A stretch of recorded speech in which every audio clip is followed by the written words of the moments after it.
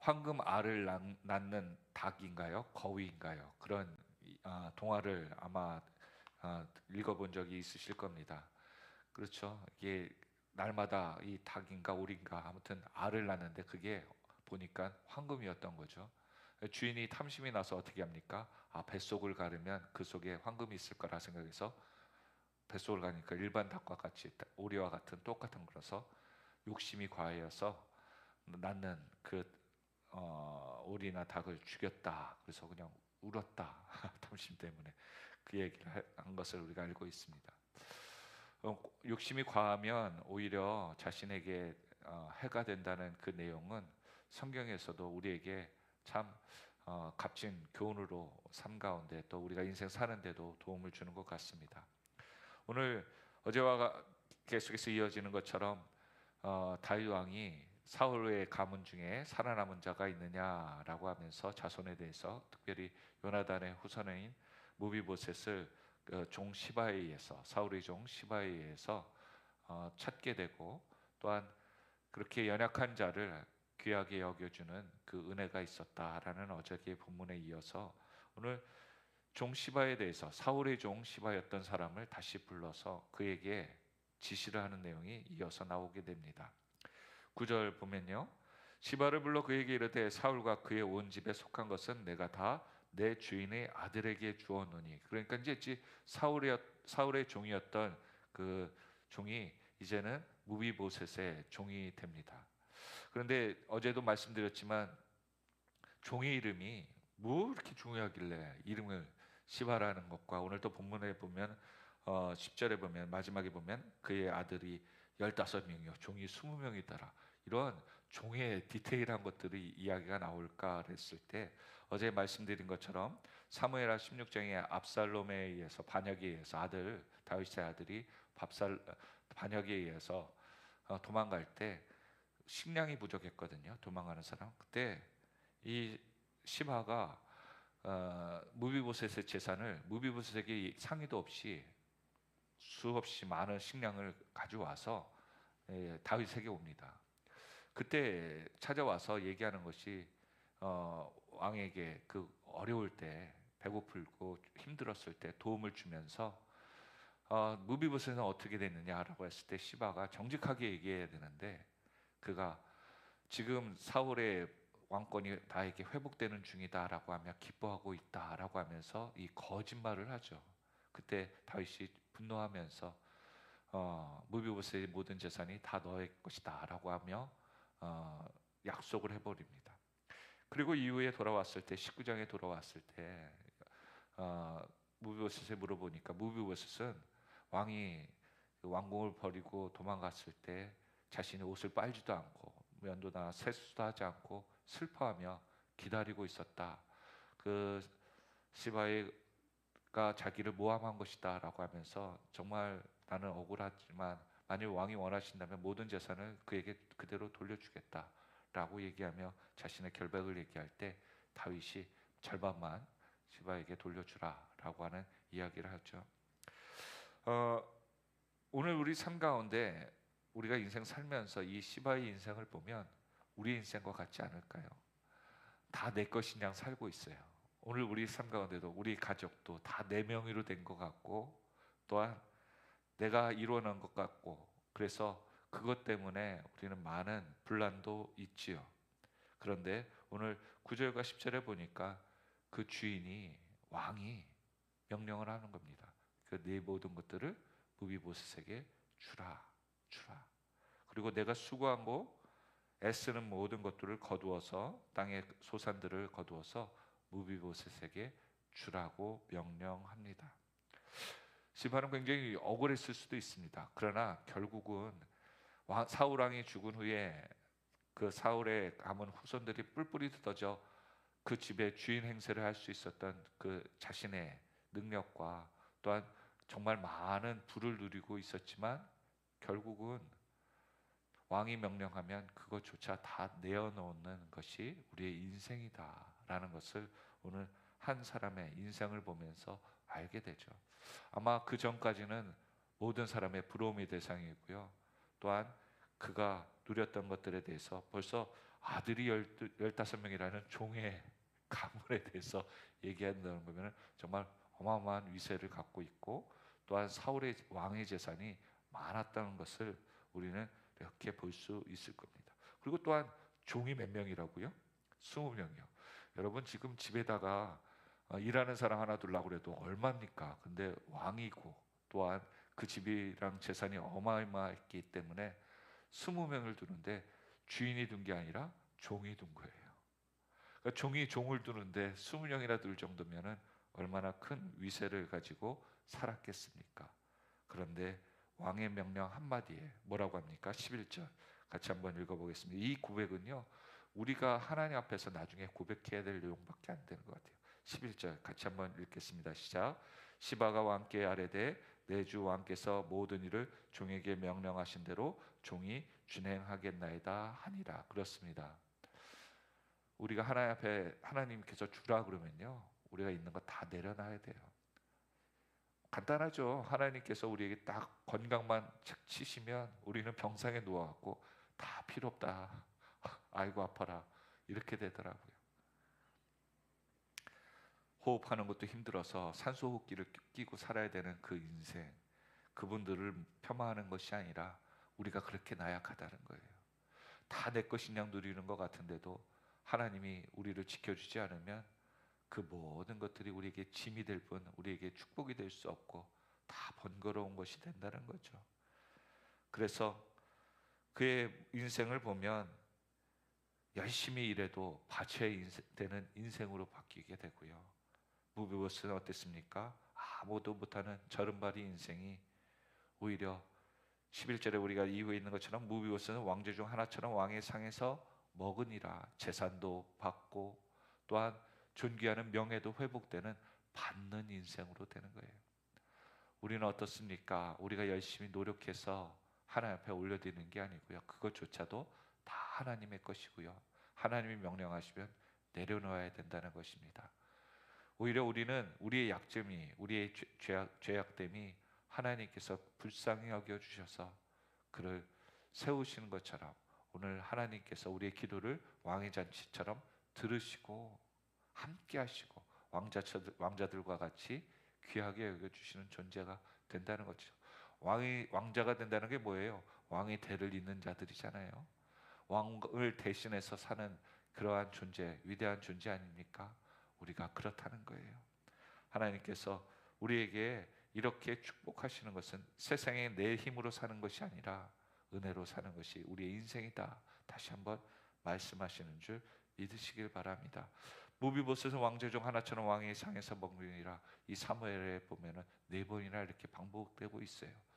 무비보셋은 무슨 생각을 했을까요? 지금 다리를 저는 인생이거든요. 근데 어렵게 왕의 상에 앉을 때 다른 사람들은 내가 왕자니까 먹었는데, 무비보셋은 나는 사울의 가문이라서 밉보일 수 있고 또한 왕자로서의 자격이 없는 다리 저는 자인데 이게 웬 은혜인가, 왜 이렇게 대우를 해주시는가, 감사할 뿐이죠. 오늘 하루하루 우리 삶 가운데요, 내가 잘남으로써 하나님 앞에 기도하는 자들이 아니라 하나님의 은혜입니다. 내가 이렇게 속이 좁은데, 내가 이렇게 부족한데, 이렇게 자격이 없는데 하나님 왜 나를 구속하여 주시고 나를 도와주십니까? 감사합니다 라고 하는 그 마음이 회복되기를 바랍니다. 그런 자들이 하나님께서 겸손하여 쓰임받는 인생이 되는 것 같습니다. 12절에 보니까 무비보셋에게 어린 아들이 하나가 있으니 이름은 뭐라고요? 미가더라. 누가 밀었냐는 거죠. 미가라는 의미를 보면요, 누가 하나님과 같냐, 누가 하나님을 대신할 수 있느냐라는 의미를 갖고 있다고 합니다. 무비보셋의 이름은 수치를 없애다는 거예요. 그러니까 자신의 수치를 누가 없애줬다는 거예요? 아들을 낳으면서 그 이름에 하나님밖에 그 나의 수치를 없앨 분이 없다라고 고백한다는 거예요.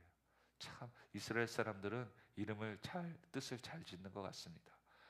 내 수치를 누가 없애줄까? 그것을 자녀들의 이름을 부를 때마다 하나님이 없애주셨어, 하나님이 없애주셨어. 오늘 저와 여러분의 삶 가운데도 이렇게 하나님의 은혜를 세울 수 있는 그러한 일들이 많이 일어나기를 예수 그리스도의 이름으로 축원드립니다. 또한 12절에 있는 것처럼 시바의 집에 사는 자마다 무비보셋의 종이 되니라 라고 하나님께서 그 소유를, 모든 것들을 인정하여 주시죠. 그런데 그렇게 형통한 무비보셋에 대해서 다시 한번 13절은 이렇게 얘기합니다. 같이 읽습니다. 시작. 무비보셋이 항상 왕의 상에서 먹음으로 예루살렘에 사니라. 그는 두 발을 다 절더라. 이스라엘 성지 순례를 가보니까요, 성지 여행을 가보니까 이 세상에서 제일 비싼 땅 중에 한 곳이 예루살렘이랍니다. 왜냐하면 예루살렘은 이슬람이라든 모든 나라가 성지로 여기기 때문에 그곳에는요, 뭐 언제든지 그 여행 가서 숙박을 하려도 너무 비싸서 그 지역에는 살기가 어렵고요. 또한 그 지역에 집을 산다는 것 자체는 말이 안 될 정도로 제일 비싼 땅값이라고 하더라고요.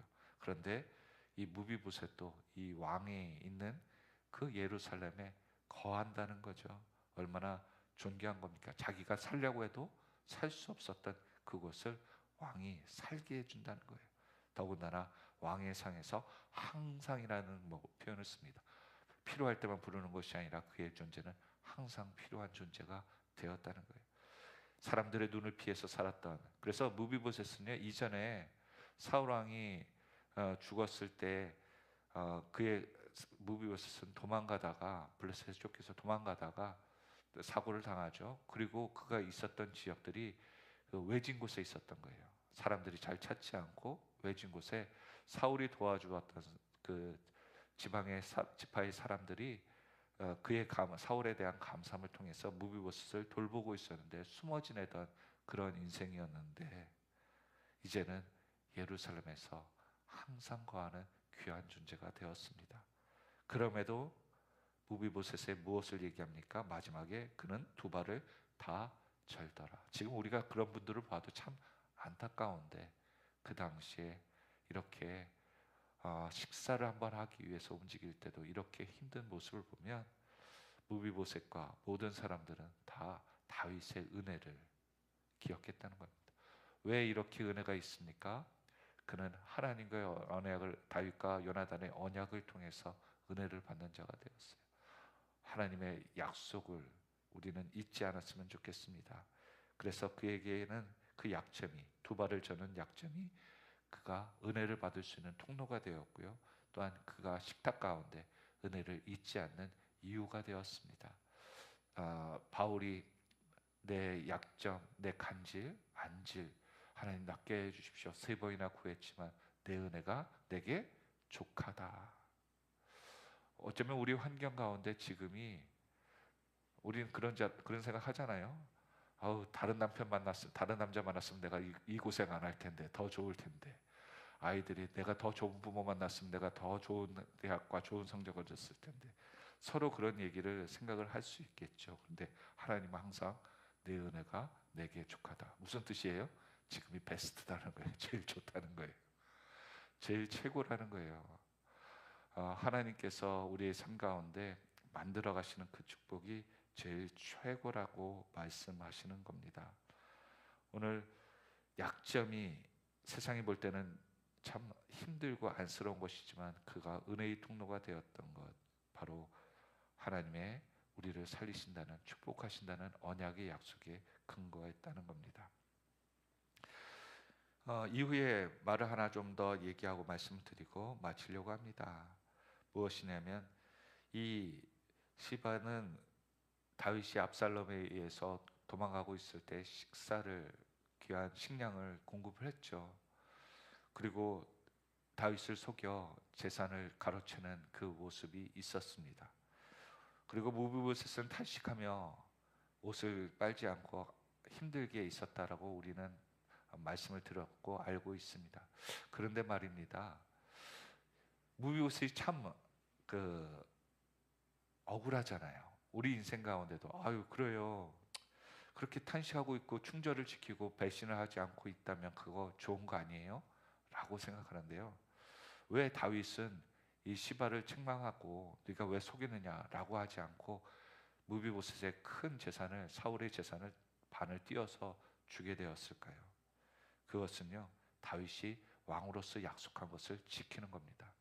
그러면 곰곰이 살펴보면 우리는 이것을 생각해 볼 수 있죠. 성경에 말하면 예수님이 때 불의한 청직이라는 이야기가 나옵니다.